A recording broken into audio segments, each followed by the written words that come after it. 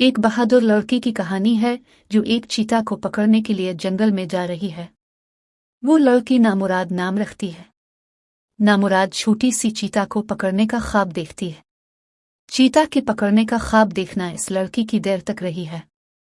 नामुराद के बाप ने इस कहानी से खुश नहीं होता और उसे रोकने की कोशिश करते हैं, लेकिन नामुराद का दिल एक बहादुर लड़की का होने का ख्वाब देखता है।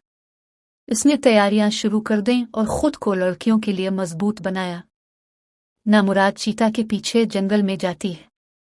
वो अपनी शुजाअत और हिम्मत का इस्तेमाल करते हुए चीता को पकड़ने की कोशिश करती है। इसके बावजूद कि चीता तेज दौड़ने में माहिर है, नामुराद को उम्मीद रहती है कि वो उसे पकड़ लेगी। जंगल के अंदर चीता की ताकत और सूरत से घबराकर वो बाहर निकल जाती है। इसके बाप को इसका ख्वाब पूरी तरह समझ आता है और वो पीछे चल पड़ता है। नामुराद अपनी लंबी दौड़ में चीता के करीब पहुंचती है।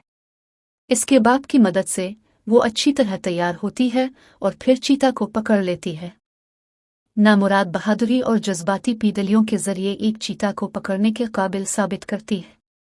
वो अपने ख्वाब को हकीकत में तब्दील करती है और अपने बाप को खुश करती है, जो उसकी पेशरफ्त पर फख्र करते हैं। इस कहानी से हमें यह सबक मिलता है कि हमारे ख्वाब को पूरा करने के लिए हमें काबिलियत और कुव्वत की ज़रूरत होती है। हमें हिम्मत की ज़रूरत होती है ताकि हम अपने मकासद को हासिल कर सकें। एक ज़माने की बात है जब जंगलों में एक बहादुर शेर रहता था। यह शेर बहुत ताकतवर और शानदार था।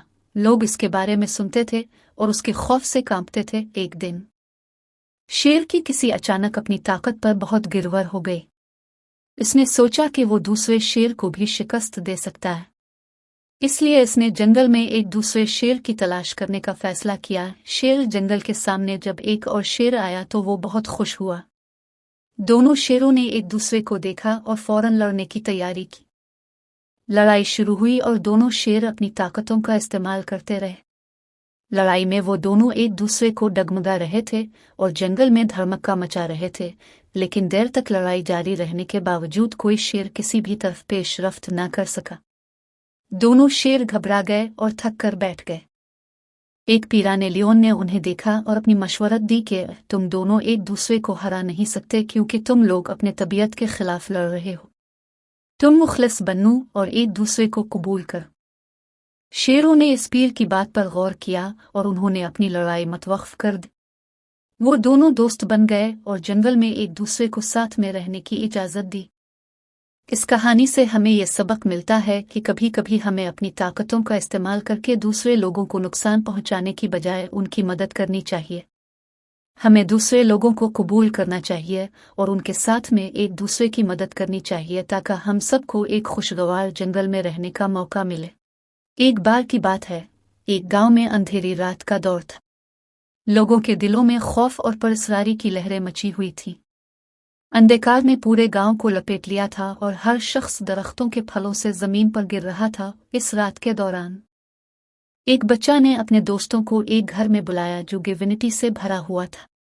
वहां अंधकार में सफेद रोशनी की कमी थी और अंधेरों ने बच्चों को डरा दिया था। बच्चा अपने दोस्तों को आतिशी बनाने की सबक सिखा रहा था। वो एक बड़ी मुश्ताक रोशनी मोमबत्ती मचा रहा था ताकि सब लोगों को आपस में देखने का मौका मिले।